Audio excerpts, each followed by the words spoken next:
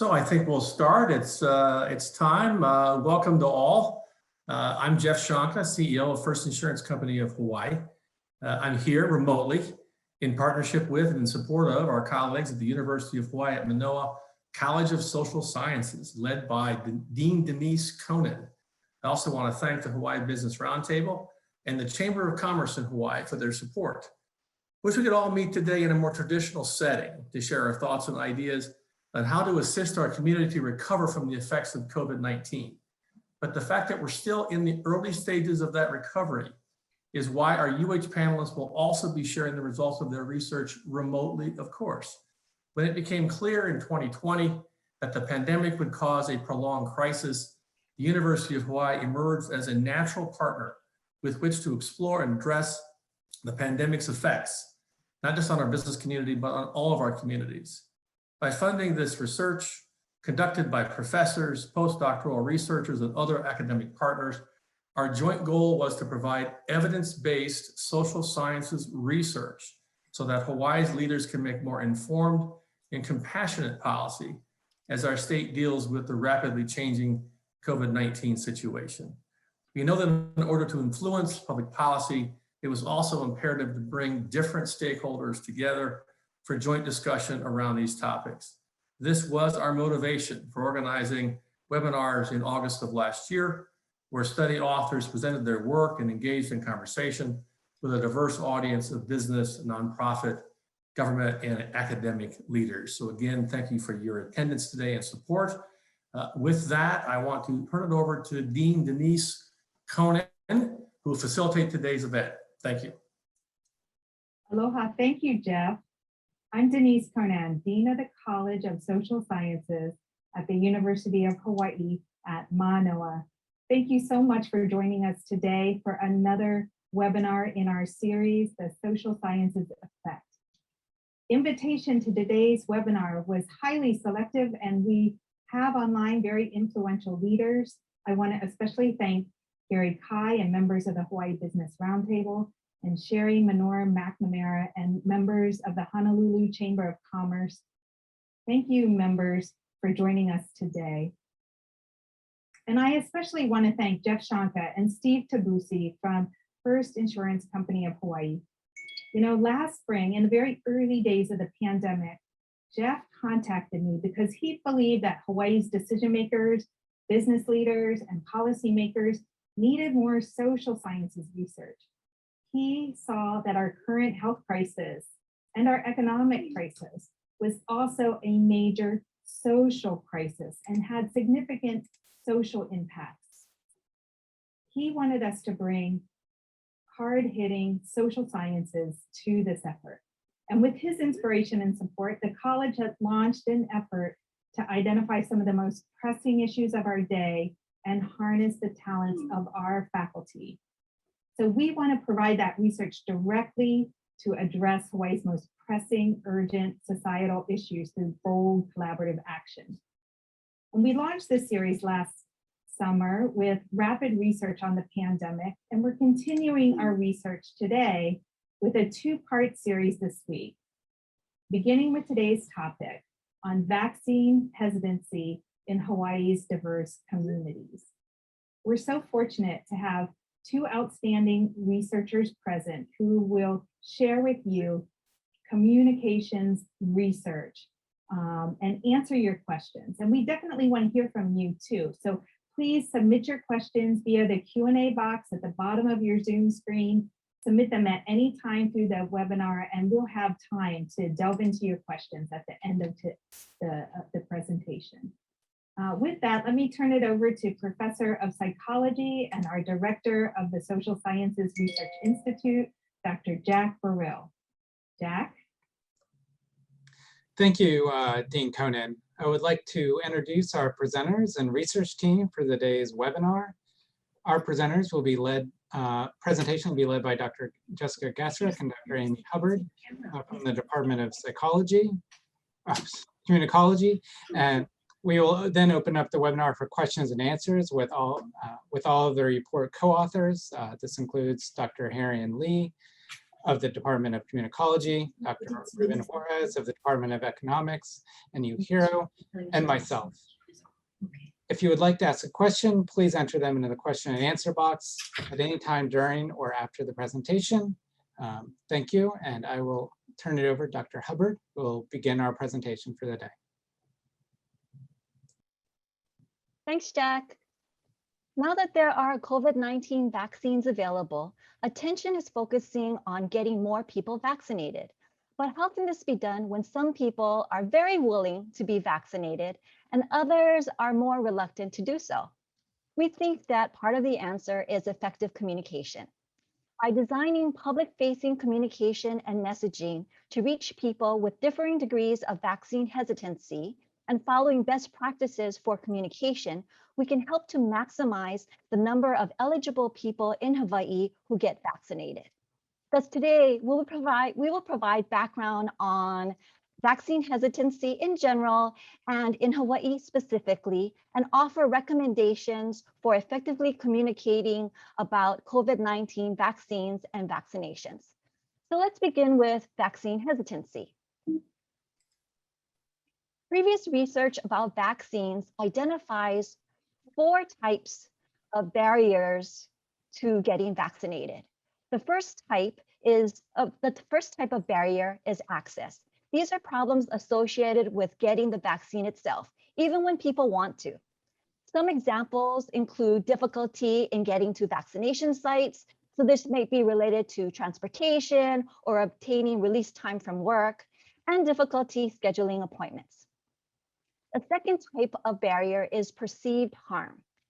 These relate to concerns about whether the vaccine is safe or could harm people in the short term or in the long term. The third type of barrier is mistrust. This might be beliefs that the government, scientists, pharmaceutical companies, medical establishments are not trustworthy, or the vaccine is neither necessary nor effective. And then the fourth type of barrier is beliefs about specific vaccines. So in this case, some people might think that the COVID-19 vaccines were developed too fast, so not tested adequately, and thus may not be safe, or that the COVID-19 vaccines could give them the risk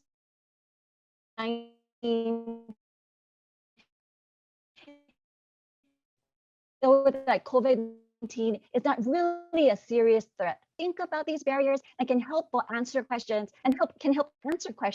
that people might have and address people's concerns about going on in Hawaii.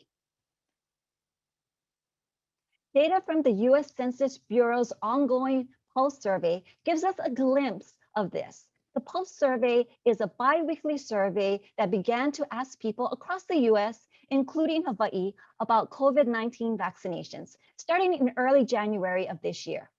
According to the most recent data available, with the survey period ending March 1, 2021, 31% of adults aged 18 years and older have received at least 1 dose of the vaccine. Given that today is March 22nd, the percentage of adults who received their first dose of vaccine is certainly higher. I also want to emphasize that these data are about adults aged 18 years and older, so there is still almost a quarter of Hawaii's population, or keiki, who are unaccounted for in these numbers. So the 31% figure is out of adults in Hawaii, not out of Hawaii's total population. I also want to note that the Hawaii Department of Health data indicates that vaccine uptake among racial groups is not representative of the state's population, particularly for Native Hawaiians and Pacific Islanders, who are underrepresented. Among those who haven't received a vaccine dose yet, we see that 36% of adults aged 18 years and older reported that they will definitely get the vaccine. 19% of adults reported that they will probably get the vaccine. 9% of adults reported that they will probably not get the vaccine. And 3% of adults reported that they will definitely not get the vaccine. Here's a graphic then that might better illustrate how these percentages have been changing over time in Hawaii based on the snapshots we have from the Pulse survey. In the bar chart of vaccine hesitancy in Hawaii, there are 4 bars or columns that reflect different time periods, starting on the far right from early January all the way to the far left, which is the beginning of March. The darker green color indicates the group who reported that they received at least 1 dose of the vaccine. Then the lighter green indicates the group who reported that they will definitely get vaccinated. And then the yellow are people who will probably get vaccinated. The light orange are people who will probably not get vaccinated. And that dark orange, rust, red color, depending on your computer screen, indicates those who will definitely not get vaccinated, who reported this anyway. Besides seeing what is happening over time, the overall outlook and pattern show signs of a trend that people are beginning to be more willing to get vaccinated. And we haven't shown you in this particular bar chart, but I also wanted to mention that adults in Hawaii appear to be more positively inclined to receiving a vaccination, and a larger percentage of Hawaii's population are getting vaccinated in comparison to the US overall. Still, this chart shows that everyone doesn't feel the same way about a vaccine. So now that you know about overall vaccine hesitancy in Hawaii, let's turn our attention to recommendations for each of these various groups. Although you might think that people who say they will definitely get vaccinated are a sure bet, and then maybe resources could be placed elsewhere, this is not a safe assumption. Just because people want to do something doesn't mean they can actually do it. Life circumstances and access barriers can keep people from following through on their good intentions. Think about all those New Year's resolutions that have likely fallen apart by now. In addition, a study by Harris et al. In 2009 found that about 57% of people who said they intended to get a flu shot ultimately did. The main reason for not following through, they didn't get around to it. So people intend to do good things, but there are often real world issues that keep them from carrying out their intentions. This means that everyone who reported that they will definitely get vaccinated may not ultimately do so. Thus, effective communication can help to reinforce intentions to get vaccinated and translate those intentions into action. Messaging can address access barriers by clearly communicating to people the current state of vaccine efforts, to communicate when access is possible, specific information about the vaccination process, logistical information relating to appointments, cost and healthcare coverage information, how to seek assistance if they encounter challenges. These can all address access barriers. In addition, messaging can also provide clear calls to action, telling people it's time for you to take action. We should regularly and repeatedly communicate whose turn is it to get vaccinated now, who is upcoming, what are the steps you need to do to sign up for an appointment and then go through the process of getting vaccinated. In addition, public-facing communication should also focus on encouraging people to get vaccinated when it's their turn, and of course, to do it now and don't wait to get around to it. This information should be communicated in ways that reach the intended audience. For example, by placing the call to action in a consistent location for people to easily find it, and sending the call of action directly to people, such as through reminder notices. Next, Dr. Jessica Gatzarek will discuss those who indicate varying degrees of hesitancy toward vaccination. Thank you, Amy. We'll now turn to a group of people who say they will probably get the vaccine. This group is positively inclined toward vaccination, but also expresses some hesitancy. In the Pulse survey, anyone who did not respond that they had either already received the vaccine or will definitely get the vaccine was asked why, and given a list of possible reasons that they could endorse. For those who said they would probably get the vaccine, their primary reasons were that they were planning to wait and see if the vaccine is safe, being concerned about possible side effects, and believing that other people needed the vaccine more than they did. For this group, we suggest focusing on addressing people's concerns about the vaccine. By doing this, the broader goal is to shift their intentions from probably wanting to be vaccinated to definitely wanting to be vaccinated. More specifically, we recommend messaging that assures people that the vaccine is safe, This could include emphasizing the rigorous testing that preceded its authorization by the FDA, explaining how and why this vaccine was approved and available so much more quickly than previous vaccines, and pointing to the growing number of people, both locally and globally, that have been safely vaccinated. We also recommend that messaging should address side effects. Specifically, you can emphasize that most reactions to the vaccine are normal, do not last long, and are better thought of as routine side effects. You can also explain that there are safeguards in place, such as waiting 15 to 30 minutes after receiving a vaccine to address more serious issues, like the rare possibility of an allergic reaction. Lastly, to address people's concerns that other people need the vaccine more, messaging should reinforce the importance of taking action when it is your turn. This could include making clear that there is a thoughtfully designed plan for the vaccine rollout that prioritizes the most vulnerable people first. So when someone is eligible, it is because they are the ones that need it the most. We also recommend that we could explain that following the plan helps everybody, offering analogies like how boarding a plane by groups or going to a wedding buffet by table numbers makes things operate more smoothly for everybody involved. We'll now turn to looking at those who are more hesitant to get vaccinated. About 9% of Hawaii adults reported that they will probably not get the vaccine. People in this group share concerns about safety, side effects, and others needing the vaccine more, with those who say that they'll probably get vaccinated. However, this group's also unsure about whether the vaccine will work and is less trusting of the vaccine overall. Those who report they will definitely not get the vaccine, which is a small minority, are actively resistant to vaccination and have significant mistrust barriers. In addition to the concerns expressed by other groups, many people in this group say they don't trust COVID-19 vaccines, they don't trust the government, and they don't believe that they need a vaccine. Given that vaccine supplies are currently limited, and many people who want to get the vaccine have not yet been able to get vaccinated, our recommendation at this point in time is to first focus communication efforts on those who are likely to get vaccinated. At the point in time where we can start targeting people who are not inclined to get vaccinated, we suggest messaging aimed at addressing their concerns about safety, side effects, and the effectiveness of the vaccine. For this group, having messages come from trusted members of their communities, like pastors, elders, or other community leaders, is likely to be more having come from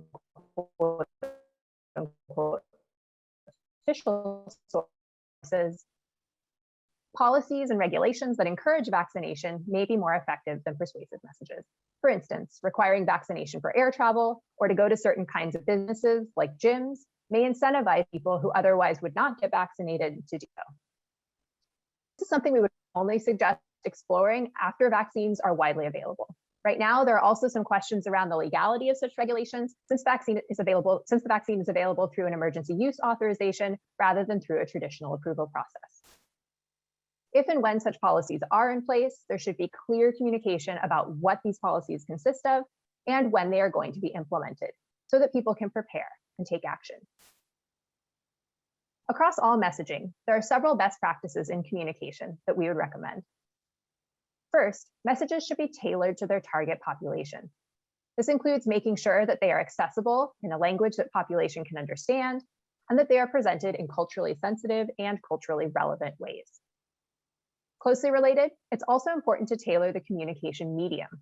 For instance, television or radio, social media, or face-to-face conversations.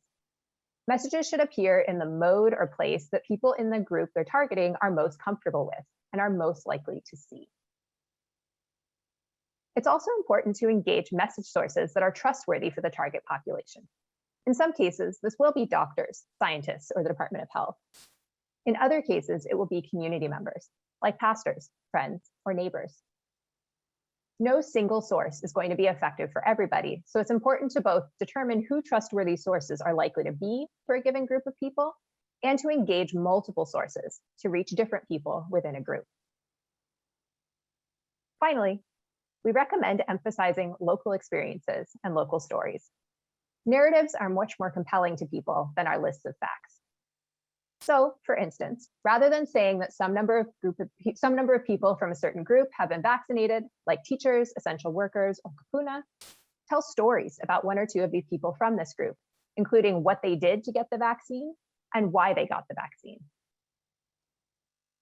As we wrap up, I want to highlight some limitations of the data that we've been working with and that were the basis for the recommendations that we provided here. First, the data that we have provide limited information about the racial and ethnic composition of different intention groups we discussed.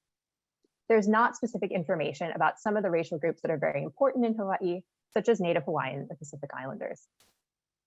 These data also do not include geographic information, so we do not know how people with these different views on vaccination are distributed across the islands. For instance, whether there are particular places or communities where more people are more hesitant. These are important issues that deserve further attention. Finally, the data that we have just provide a snapshot in time. The numbers we presented today are a picture of where things were in late February to early March. We're looking forward to having new data soon that will give us a picture of where we are as of mid-March. Efforts to vaccinate people against COVID-19 is a dynamic and rapidly evolving situation. As the rollout continues, people's concerns may shift and change. For instance, those who are waiting to see if it's safe may be reassured as they see more people get vaccinated safely. Just over the last 2 months, we have seen some shifts in people's attitudes, and this is likely to continue. Additionally, as we mentioned earlier, all of the current efforts revolve around vaccinating adults, since there are not currently any vaccines authorized for children. When vaccines for children are available, there will need to be communication addressing corresponding issues and questions. Effective communication about COVID-19 vaccination depends on keeping an eye on these changing conditions and continuing to tailor and adapt messages accordingly. Thank you. Thank you so much, Jessica and Amy. That was a terrific presentation. I'm so glad to, I thank you for your research. I invite the audience to submit your questions in the Q&A box. Please do send in questions in the Q&A box, and they will, we will be able to address them. I had some questions as I was listening to this. I was wondering about this 31% number in terms of people who who are now vaccinated. How does that compare to national averages? How are we doing overall with vaccinations? Are we advanced? Or are we behind? Well, actually, we're a little advanced, if you will. So Hawaii is doing slightly better than the rest of the US population. So that's what the data suggests, that people in Hawaii are slightly more positive about vaccinations than the rest of the US overall, and that we are doing a little bit better in terms of getting our vaccinations done. Oh, that's wonderful. Okay, some of the, Gabrielle Buest is a question about targeting specific population age groups. Do you have any recommendations as we look at different age groups? And are there any trends that you see in terms of how people are responding about willingness to get vaccinated based on age? Okay, I'll take that question. Yes, we have definitely shown that higher proportion of older adults tend to show more positive attitude about vaccination, while younger people tend to be more hesitant. So I think messages that we talked about, the different kind of tailoring content applies, but we also have to be very clear about the fact that these are two very different kind of groups in terms of their communication practices and their medium choices and the type of messages that they're likely to respond. So I think it's very important that as we go advanced through our vaccination process and more vaccines become available for younger age group, I think our message dissemination and message design has to be really specifically focused on making it more effective and palatable to young group. That makes sense to me. And it seems like we would need totally different media to reach out to young people. Social media becomes important. And also the message is really important when it comes to young people. I was wondering if, concerned about your finding that Native Hawaiian and Pacific Islanders are underrepresented. And we also have seen in the data that the rate of COVID infection is highest among Pacific Islanders. So of course, this is very concerning. Do you have any strategies to propose or can you elaborate on this a little bit more? Should I take that as well? Sure. Okay, so Adrienne.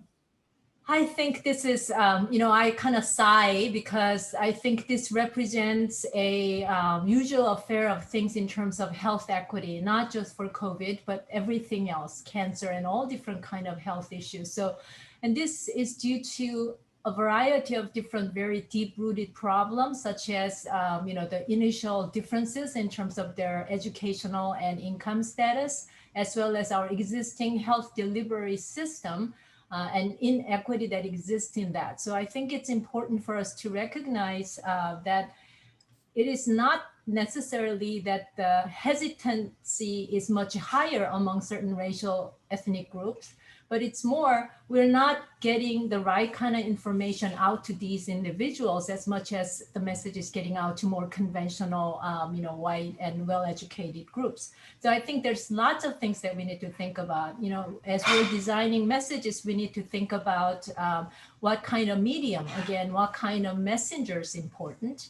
And also, we know that there are different kind of communication technology preferences for certain ethnic minority groups, that there's certain communication platform, for example, Facebook is much more preferred among these population rather than things like Instagrams and Snapchats and things of this sort. And many of them do not have access to computers with, good, broadband connections. So putting a lot of information simply on computers and websites and whatnot might pose a challenge for this group. And again, utilizing speakers and utilizing some of the religious leaders and religion community, because they tend to be very important and they are trusted information sources for all different. So just to highlight, I think we have to.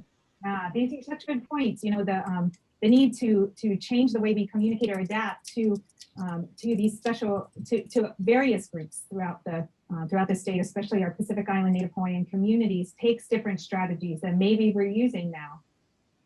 Okay, we have from Keali'i Lopez. We have a question.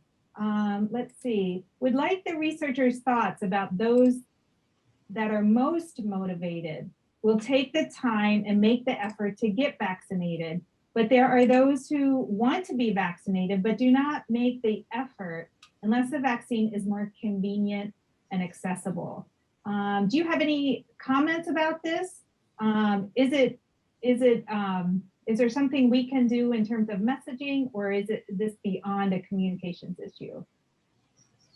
So this is totally an issue of that communication can play a part in, because some of this is how the message is framed. And so if people, you're right, if people are totally motivated, then they'll go out and pursue it, right? But if somebody is not motivated, then they're looking for something that's convenient. But how do you know if it's convenient? How do you know if it's easy to within reach? Well, that's where the communication can play an important part in that, by making it very clear. It's here's the easy thing to do. It's just this and this. Then you can go ahead and do that. But without that kind of messaging, then the unmotivated person will be, well, I'm not going to go search out for that information. So we have to put that again forward in a medium, in a way that will be accessible to the people who are less motivated to search it out. I think this is a really good point. So many are getting vaccinated right now through their efforts through their workplace, and that's one way to get the message out. But as we move to a more broad population, communications is going to play a role in terms of how convenient or where or how can you proceed. There's a lot of concern about that. Okay, so I have another question from let's see, what's the effort from the state of Hawaii regarding the digital challenge for seniors? Okay, so basically, much of what we're doing with COVID appointments is online, but what about the digital divide? Are there things we need to do or think about when it comes to access? I can take that. I think the some research that we conducted definitely show that there is a digital divide, particularly amongst people with higher advanced ages, as well as certain minority populations. So I think we need to think carefully about the tendency is to have everything up on web and have everything through a computer, but we really have to roll back and say, let's think some other, conventional ways that we used to use in the past and make sure that those options don't disappear. So digital means should supplement and augment it, not in place of those kind of practices. So actually setting up, sort of neighborhood vaccination point of distribution is important. Also creating in-person sort of, aids to help people to set up vaccinations. People can call in and things like that, maybe at the church sites and whatnot, where people can sign up and then maybe even dispatch or set up the vaccination site there. So those kind of more old conventional manner that doesn't involve as sophisticated computer technology need to be definitely be in our thoughts. Thank you so much. Thank you. I think this is a good time to give a shout out to the digital studios here at the College of Social Sciences, located now in Sinclair Library. We have a brand new facility that was been recently renovated, and I want to thank Bernadette Baracchio and Sherry White. They've been terrific here. I hope you enjoy. The webinar today. And I thank the audience here. So many questions are coming in. I appreciate that very, very much. Now we have a question from Julia DeJong. We talk about people having access to these vaccines. How might people that are homeless receive the messages to get vaccinated? Homeless population. I can probably take that one. Jack. I do a lot of work with people experiencing homelessness, and so there has actually been a lot of work and progress in this area, particularly. So currently, one of the nonprofits that operates some mobile facilities is actually working with all of the nonprofits who provide services for people experiencing homelessness. So they are doing most of the messaging. And so, whether it's a shelter or transitional shelter, they are working with their clients to provide those messages. And they are being reinforced by the actual other kind of mobile services that are going out there. And that's largely because of the Johnson & Johnson vaccine being available with the one shot has made a big difference for that community. And the fact that by having a mobile kind of facility, you don't have to make an appointment online. So you kind of don't have to rely on that sort of online system to be ready. That said, the state certainly should still be involved in other kind of agencies, whether it's University of Hawaii or other places, to develop those messaging, making sure that messaging is upfront and delivered to people experiencing homelessness prior to their opportunity. So I know that there's some efforts to do that so that they get the message a day or two before their opportunity comes, which is usually these kind of mobile facilities. And of course, also people that are living kind of outside of the service centers, which they are going to outreach to those, but those communities are a little bit harder to reach. Thank you so much, Jack. And please do continue to submit questions. We're happy to answer your questions. I was very interested in seeing what Ruben Juarez might want to say. You haven't spoken yet, so I wanted to give you a chance on the microphone. I know you're doing work, some important work with vulnerable communities here in Hawaii. You have some direct access to these communities. Can you give us some insights and tell us what your insights are? Yeah, so thank you, Denise. So I think that the recommendations that we provided today are super effective to target the general population. One of the main limitations that we had really on this study comes from the data source that we had.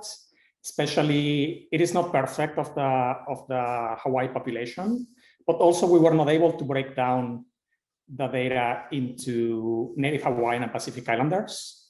I think that something that is important and something that could potentially extend this study further is if we can do this data collection exercise in the community to be able to target this these underserved communities in the state.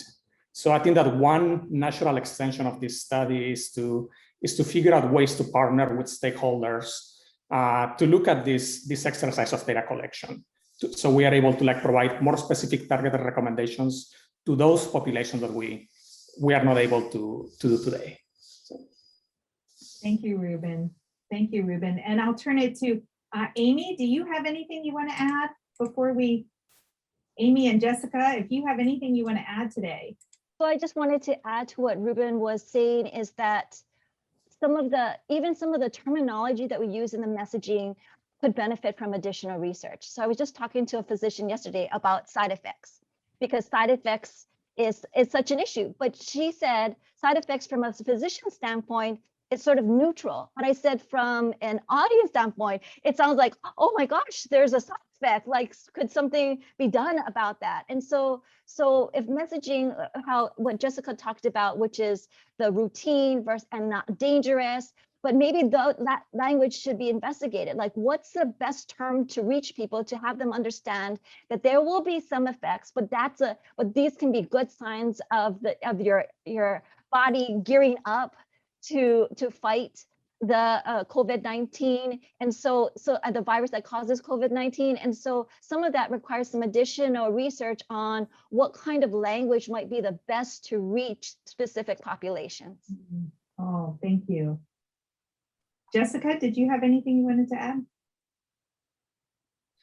Just briefly, just to emphasize and build off what's already been said, thinking about language, we can think about specific word choices like Amy was just talking about, but particularly in terms of reaching some of the subgroups on the island, some of the subpopulations on the island, we also need to be thinking about language at another level, right? What language should materials be in overall?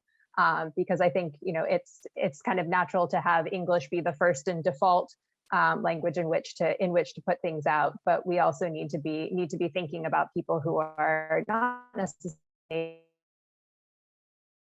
not as comfortable in this information in English, who would react better to having the information provided in a language that they are, that they're more familiar with or more comfortable with. And we see good efforts in this direction already. For example, the Department of Health offers a lot of their materials in multiple languages, but I think it's worth emphasizing that that's something that's really important here and something we want to be continuing.